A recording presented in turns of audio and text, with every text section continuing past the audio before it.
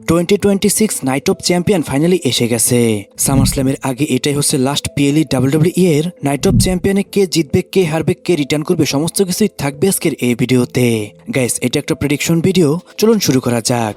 Tiffany Stratton versus Jade Cargill WWE women US title match. এই ম্যাচের মধ্যে টিফিনির এগেনস্টে ফার্স্টে শার্লেট ফ্লেয়ারকে চুজ করেছিল ডাব্লিউডাব্লিউই, কিন্তু কোনো একটা কারণে সেখানে শার্লেট ফ্লেয়ারকে সরিয়ে সেখানে ডাব্লিউডাব্লিউই আনে জেড কারগিলকে। জেড কারগিল ভার্সেস শার্লেট ফ্লেয়ারের ম্যাচটি কিন্তু এখন পর্যন্ত পেন্টিং রয়েছে, রিমার রয়েছে সামারস্ল্যামে, কিন্তু এই দুজনের মধ্যে ম্যাচ আমরা দেখতে পারবো।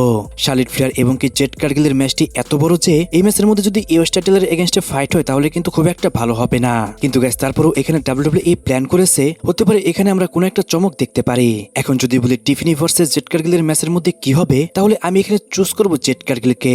বিগত কিছু ম্যাচের মধ্যে আমরা দেখতে পেয়েছি জেড কারগিল একের পর এক বড় বড় ম্যাচের মধ্যে হেরে যায়। হতে পারে এখানে ডাব্লিউডাব্লিউই তাকে মোমেন্ট দিবে এবং কি সে হয়ে যাবে নতুন US title winner. Seth Rollins versus Bron Breakker steel cage match.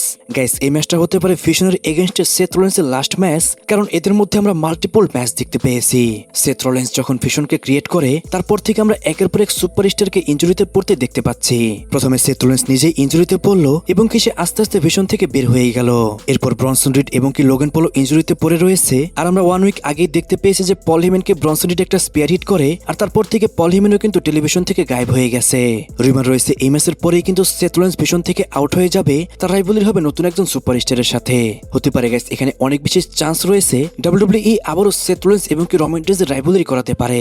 বর্তমানে রমান রেইন্স একজন হাফ ফিল এবং কি হাফ বেবিফেস সুপারস্টার, আর সেথ রলিন্স বর্তমানে একজন বেবিফেস সুপারস্টার। যদি এখন রমান রেইন্স এবং কি সেথ রলিন্সের মধ্যে রাইভালরি করায় ডাব্লিউডাব্লিউই, এটা কিন্তু কোনোভাবেই খুব একটা খারাপ হবে না। এখন যদি বলি সেথ রলিন্স এবং কি ব্রন ব্রেকারের ম্যাচের মধ্যে কি হবে, তাহলে আমি বলবো এই ম্যাচের মধ্যে আমরা মাল্টিপল ইন্টারফেয়ার দেখতে পারি।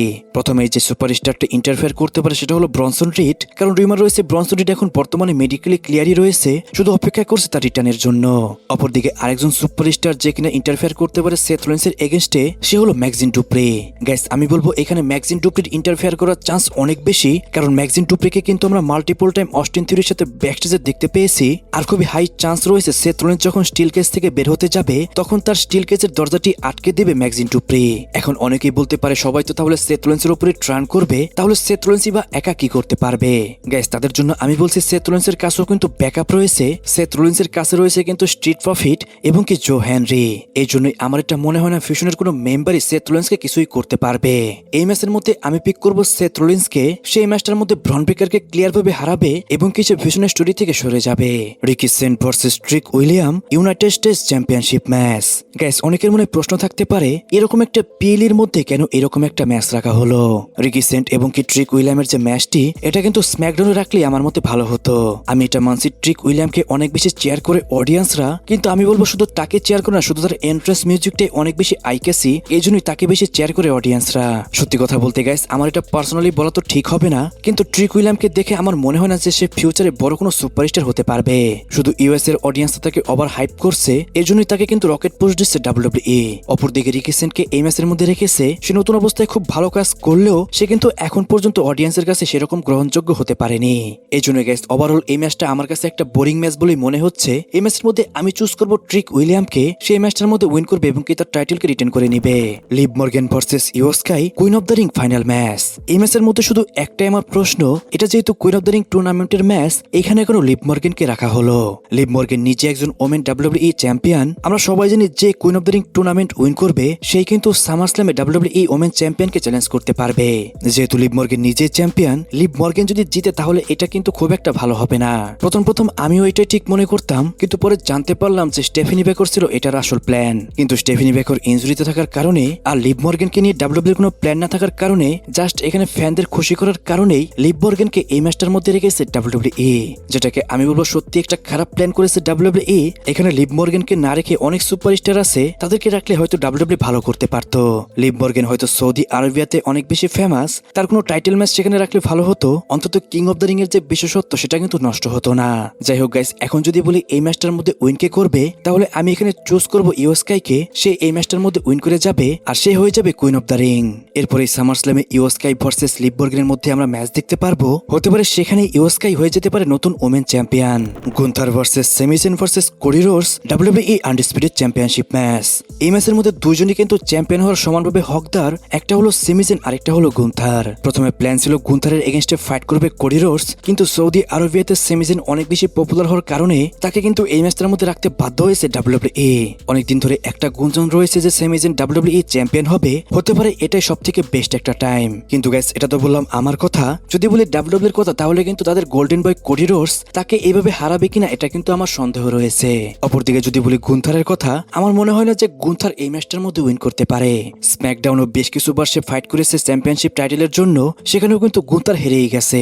একবার চিন্তা করে দেখুন, এই গুন্থারই কিছুদিন আগে জন সিনা, গোলবার্গ এবং কি এজে স্টাইলের মতো সুপারস্টারকে রিটায়ার করেছে, এরপর থেকে কিন্তু তাকে ভালো কোনো স্টোরিতে দিতে পারেনি ডাব্লিউডাব্লিউই। আর গাইস রিউমার রয়েছে যে এই ম্যাচের মধ্যে গুন্থারের উইন করার সম্ভাবনা অনেক কম, একটু একটু চান্স রয়েছে সেমিজেনের, কিন্তু সব থেকে বেশি চান্স রয়েছে কোডি রোডসের। আর যদি গাইস এই ম্যাচটার মধ্যে সেমিজেন উইনও করে তাহলে তার পেছনে কারণ থাকবে র্যান্ডি অর্টন। হতে পারে এই ম্যাচের মধ্যে র্যান্ডি অর্টন রিটার্ন করবে এবং কি সে কোডি রোডসকে অ্যাটাক করবে, যার কারণে সেমিজেন এই ম্যাচটার মধ্যে উইন করে যাবে।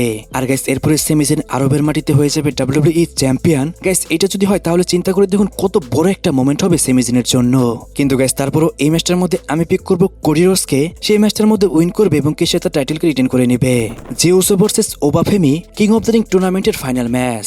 Guys king of the ring টুর্নামেন্টের যে হাইলাইটিং ম্যাচটি হবে সেটা হবে এই ম্যাচটি।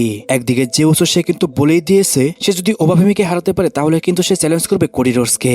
অপরদিকে ওবাফেমিও এটা ডিক্লেয়ার করে দিয়েছে সে যদি কিং অফ দ্য রিং টুর্নামেন্টের উইনার হয় তাহলে সে রমান রেন্সকে চ্যালেঞ্জ করবে এবং কি সামারস্ল্যামে তার কাছ থেকে টাইটেল সে নিয়ে যাবে।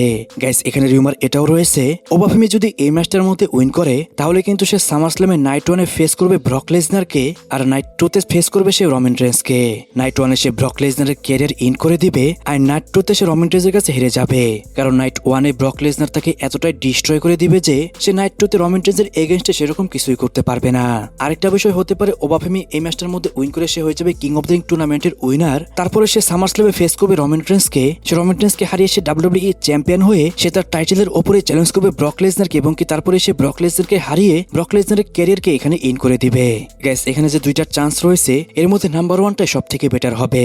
আমরা সবাই জানি এবারে সামারস্ল্যামই হবে ব্রক লেসনারের ক্যারিয়ারের লাস্ট সামারস্ল্যাম, আর এটা তো আগে থেকে ক্লিয়ার যে সামারস্ল্যামে ব্রক লেসনার ওবাফেমির এগেইনস্টেই হারবে। তাই গাইস আমার মতে সামারস্ল্যামে ব্রক লেসনারকে হারিয়ে ওবাফেমি রমান রেন্সের কাছ থেকে অন্তত হেরে গেলেই ভালো হবে, কারণ এখন যদি রমান রেন্সের কাছ থেকে টাইটেল নিয়ে যাওয়া হয় তাহলে কিন্তু এটা ডাব্লিউডাব্লিউই এর রেটিং এর উপর অনেক বেশি প্রভাব পড়তে পারে। অপরদিকে যদি জে উসো এই ম্যাচটার মধ্যে উইন করে তাহলে কিন্তু গাইস ব্যাপারটা খুব একটা খারাপ হবে না, কিন্তু গাইস এই ম্যাচটার মধ্যে ক্লিয়ার ভাবে জে উসো ওবাফেমিকে হারাতে পারবে না। একমাত্র যদি এই ম্যাচটার মধ্যে ব্রক লেসনার এসে ওবাফেমিকে ডিস্ট্রয় করে তারপরে কিন্তু জে উসো এই ম্যাচটার মধ্যে উইন করবে। আর গাইস রিউমার অনুযায়ী এই ম্যাচটার মধ্যে অনেক বেশি চান্স রয়েছে ব্রক লেসনার এসে ওবাফেমিকে ডিস্ট্রয় করবে এবং কি তারপরে জে উসো এই ম্যাচটার মধ্যে উইন করে যাবে। এখন অনেকেই বলতে পারে যে রমান রেন্স নিজে না আসলেও এখানে পাঠাতে পারে ব্লাড লাইনের মেম্বারদের। হ্যাঁ গাইস এই বিষয়টা আমি উড়িয়ে দিচ্ছি না, রমান রেন্স বেশ কিছু সপ্তাহ ধরে আমরা দেখতে পাচ্ছি সে জেকব ফাটুকে দিয়ে তার কাজগুলো করাচ্ছে। হতে পারে এখানেও এসে জেকব ফাটু ওবাফেমিকে অ্যাটাক করতে পারে আর তারপরে জে উসো খুব সহজেই এই ম্যাচটার মধ্যে উইন করে যাবে। কিন্তু গাইস তারপরেও আমি এই ম্যাচটার মধ্যে পিক করব জে উসোকে। জে উসো হবে 2026 সালের কিং অফ দ্য রিং টুর্নামেন্টের উইনার। গাইস এইটা তো ছিল আমার প্রেডিকশন, হতে পারে অনেক কিছু আমি মিস করে গেছি এবং কি অনেক কিছু বলা আমার উচিত ছিল, এর জন্য আমি দুঃখিত। আর আপনার প্রেডিকশন কি হবে এটা কিন্তু অবশ্যই কমেন্টে জানাবেন, আমি দেখতে চাই কার প্রেডিকশন সব থেকে বেশি মিলে যায়। সো গাইস আজকের ভিডিও এই পর্যন্তই। রেসলিং সম্পর্কিত সমস্ত নিউজ এবং কি আপডেট জানতে অবশ্যই চ্যানেলটিকে সাবস্ক্রাইব করবেন এবং কি পেজটিকে ফলো করতে ভুলবেন না।